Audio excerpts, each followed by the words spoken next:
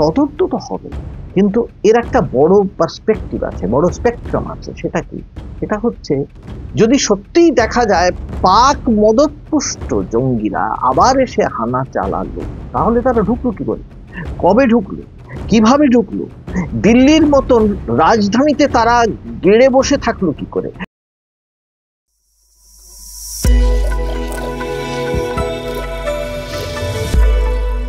নমস্কার, গৌতম বন্দ্যোপাধ্যায়, আর আপনারা দেখছেন গৌতম ব্যানার্জি অফিসিয়াল। যারা আমার চ্যানেল দেখছেন তাদের কাছে আমার অনুরোধ, যেটা প্রত্যেকবারই করে থাকি, যে আমার চ্যানেলটাকে সাবস্ক্রাইব করুন আর শেয়ার করুন, আর নোটিফিকেশন যে আইকনটা আছে ওটা অন করে দিন। দিল্লিতে একটা ভয়াবহ যে বিস্ফোরণ হয়ে গেল লাল কেল্লার সামনে, সেটা যতটা চিন্তার আর ততটাই আমাদের ভারতীয়দের কাছে খুবই দুঃখের এই জন্যে যে অনেক জনের প্রাণ চলে গেল। আমরা যা শুনেছি তাতে কালকেই শুনেছি যে 10 জনের বেশি হয়তো প্রাণ চলে গিয়েছে, এবং কত সংখ্যা হবে সেটা, মানে নিহতের সংখ্যা কত হবে তা এখনো জানা যাচ্ছে না।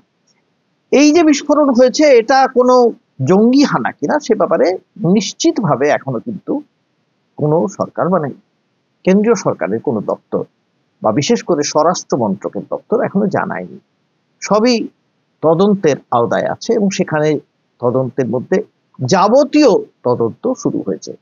স্বরাষ্ট্রমন্ত্রী অমিত শাহ সেখানে পৌঁছে গিয়েছিলেন, হাসপাতালে পৌঁছেছিলেন, সমস্ত আহতদের সঙ্গে দেখা করেছেন, এবং তিনি বলেছেন যে তদন্তের বিষয়ে কোনো কিছু ছাড়া হবে না, মানে সমস্ত দিকটা খতিয়ে দেখা হবে। দুটো জিনিস খুব ইম্পর্টেন্ট এখানে। একটা জিনিস হচ্ছে, এটা কি জঙ্গি হানা কি? জঙ্গি হানা হলে যেটা, মানে বিশেষজ্ঞরা বলছেন যে যদি সত্যি এখানে আরডিএক্স দিয়ে বা অ্যামোনিয়াম নাইট্রেট দিয়ে কোনো হানা হতো, তাহলে কি হতো, মাটিতে দেখা যেত গর্ত হয়ে গিয়েছে। আপনাদের অনেকেই মনে আছে একটা সময়ে যখন আমাদের এখানেও, এই পশ্চিমবঙ্গেও এই ধরনের হানা হয়েছিল, এবং মাটিতে কি পরিমাণ বড়, পুরুলিয়াতে হয়েছিল, কি বিরাট গর্ত তৈরি হয়েছিল। কিন্তু এখানে সেরকম কোনো গর্ত দেখা যায়নি। আর আহতদের গায়ে কোনো এমন কোনো জিনিস বিঁধে যায়নি যেটা দেখে বোঝা যায় যে সেখানে কোনো এমন কোনো পদার্থ ছিল, ধাতব পদার্থ ছিল, যা গায়ে শরীরের মধ্যে ঢুকে গিয়েছে, এটা দেখা যায়নি। কিন্তু এই যে গাড়িটি ছিল, সেই গাড়িটি আগুন ধরে যায়, এবং সঙ্গে সঙ্গে একাধিক গাড়িতে আগুন ধরে যায়, এবং সঙ্গে সঙ্গে পুড়ে যায়। যে বিপুল পরিমাণ আগুন আমরা দেখেছি সেখানে, 10টি ইঞ্জিন দিয়েও সামলাতে পারছিল না। তার মানে কত বড় রকমের আগুন সেখানে দেখা গিয়েছিল। এগুলো সবই আমরা জানি, দেখছি, কিন্তু যেটা এর পরে হবে, যে কেন তদন্তের ক্ষেত্রে যা হয় তারপরে আমরা কি সেভাবে সুরক্ষা ব্যবস্থা নিতে পারি না, নাকি আমাদের সত্যি ইন্টেলিজেন্স ফেলিয়ার থাকে? ইন্টেলিজেন্স ফেলিয়ারের অনেক কারণ থাকতে পারে। একটা বৈজ্ঞানিক কারণ থাকতে পারে যে আমরা কি বিজ্ঞানসম্মত ভাবে এগোতে পারছি কিনা।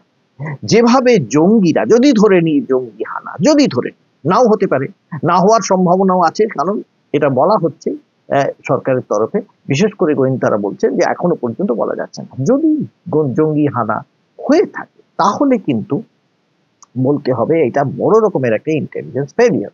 কারণ দিল্লির মতো রাজধানীতে যদি এই ঘটনা ঘটে থাকে, যেখানে 15ই আগস্ট প্রধানমন্ত্রী লালকেল্লায় গিয়ে ভাষণ দেবার কথা, ঠিক তার অদূরে যদি এই ঘটনা ঘটতে পারে, এবং কিভাবে ঘটলো, একটি i-20 কার সেটা ধীরে ধীরে এগোচ্ছিল, এবং তার মধ্যেই যত বিস্ফোরক ছিল বলে ধারণা করা হচ্ছে। সেই গাড়িটা ওখানে গিয়ে অন্য গাড়ির সঙ্গে ধাক্কা খেয়ে বিপুল ভাবে জ্বলে গেল, বিরাট একটা বিস্ফোরণ হলো। এটা যদি এমন কোনো জায়গায় গিয়ে লাগতো যেটা আরো বেশি, অনেক বেশি স্পর্শকাতর জায়গা, তখন সেখানে কি হতো? বা যেখানে অনেক বেশি মানুষ আছেন তখন কি হতো?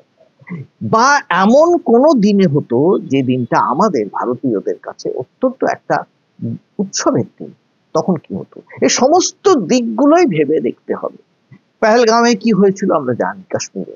সেই কাশ্মীরের তদন্তে 26 জন পর্যটক মারা গিয়েছিলেন, এবং পাকিস্তান থেকে জঙ্গিরা এসেছিল, মেরে দিয়েছিল, এবং সবচেয়ে বড় কথা, তাদের যে আদৌ পাওয়া গিয়েছে কিনা সে ব্যাপারে কোনো নিশ্চিত কথা এখনো আমরা জানি না, আমরা এখনো পর্যন্ত জানি না। এ ব্যাপারে একটা সূত্র হচ্ছে, পরপর দুদিন প্রথমত একাধিক জায়গায় প্রচুর অ্যামোনিয়াম নাইট্রেট ধরা পড়েছে এই গোয়েন্দাদের জালে, এবং ২৯০০ কিলোগ্রাম অ্যামোনিয়াম নাইট্রেট, মানে বিশাল আকারে সেই পরিমাণ অ্যামোনিয়াম নাইট্রেট যখন ধরা পড়েছে তখন বোঝাই যাচ্ছে কোনো একটা পরিকল্পনা চলছিল, কোনো একটা জায়গায় এই ধরনের সন্ত্রাসী হানা নিশ্চয়, না হলে কখনো এই পরিমাণ বিস্ফোরক রাখা হয় না। এবং শুধু তাই নয়, একাধিক জায়গায় যেমন ফরিদাবাদে পাওয়া গিয়েছে, লখনৌয়ে পাওয়া গিয়েছে, হরিয়ানায় আমরা জানি, এবং সে সমস্ত জায়গায় শুধু অ্যামোনিয়াম নাইট্রেট নয়, তার সঙ্গে ওয়্যারলেস তার, মানে ব্যাটারিজ এবং ওয়াকি টকিজ, মানে যা যা সন্ত্রাসের জন্য প্রয়োজন, সন্ত্রাসী হানার জন্য যা যা প্রয়োজন সব সেখানে মজুদ ছিল। তবে সেখানে অবশ্য ভারতীয় এই যে গোয়েন্দাদের একটা সাফল্য আছে, কেন তারা ধরেছেন এবং ধরেছেন, কিন্তু এই বিস্ফোরণটা এড়ানো গেল না। হরিয়ানাতেই কিন্তু এই বিপুল পরিমাণ বিস্ফোরক ধরা পড়েছে এবং দুজন চিকিৎসক দেখলাম ধরা পড়েছেন এই সঙ্গে জড়িত সন্দেহে। ফরিদাবাদে একজন, লখনৌয়ে একজন মৌলবী ধরা পড়েছেন। সব মিলিয়ে এই গাড়িটির নাম্বার প্লেটটি হচ্ছে হরিয়ানা। সবকটা যদি এক সূত্রে গাঁথা হয় তাহলে কোন দিকে সন্দেহ যায়? নিশ্চয়ই গোয়েন্দারা সে ব্যাপারে ভাবনা চিন্তা করছেন, কিন্তু হয়তো সবার সামনে সেটা বলা হচ্ছে না, বা বলা হবে কিছুদিন পরে যখন তদন্ত খানিকটা এগিয়ে যাবে। তদন্ত তো হবে, কিন্তু এর একটা বড় পার্সপেক্টিভ আছে, বড় স্পেকট্রাম আছে। সেটা কি? সেটা হচ্ছে, যদি সত্যিই দেখা যায় পাক মদতপুষ্ট জঙ্গিরা আবার এসে হানা চালালো, তাহলে তারা ঢুকলো কি করে, কবে ঢুকলো, কিভাবে ঢুকলো, দিল্লির মতন রাজধানীতে তারা গেড়ে বসে থাকলো কি করে, বা দিল্লি যদি নাও হয় তার আশেপাশে তারা কি করে এসে ঘাঁটি গেড়ে বসে থাকলো, যেখানে পহেলগাঁওয়ের ঘটনার কথা আমরা এখনো ভুলতে পারিনি। তখন এরা আবার সেই সাহসটা কি করে দেখালো? একটা জিনিস হতে পারে, এটা আমরা জানি যে পাকিস্তান কিন্তু চট করে ছাড়তে চায় না, তারা কিন্তু এই গ্র্যাজুয়ালি এই যে ব্লিড করা এটা করে দিতে চায় ভারতবর্ষে, এবং এইটা থামাতে চায় না। প্রধানমন্ত্রী বলেছিলেন যে পাকিস্তান যদি আর এরকম করে তাহলে কিন্তু তাদের শায়েস্তা করা হবে, তাদের শিক্ষা দেওয়া হবে। আমাদের হয়েছে, আমরা জানি, অপারেশন সিন্দুর হয়েছে, কিন্তু সেই সিন্দুর বলা হয়েছে এটা একটা অনগোয়িং প্রসেস, চলবে। কিন্তু এভাবে কতদিন চলবে, এভাবে কিভাবে চলবে? এটা যদি বন্ধ না করা যায়, এটা কি চলতেই থাকবে? তাতে তো ভারতের, আমাদের সামগ্রিকভাবে অর্থনীতিতে আজকে না হোক কালকে টান পড়বে, কিংবা দেশের মধ্যে যে পরিবেশ, সেই পরিবেশটা তো অত্যন্ত থমথমে হয়ে যাবে, মানুষ তো হতাশায় ভুগবে।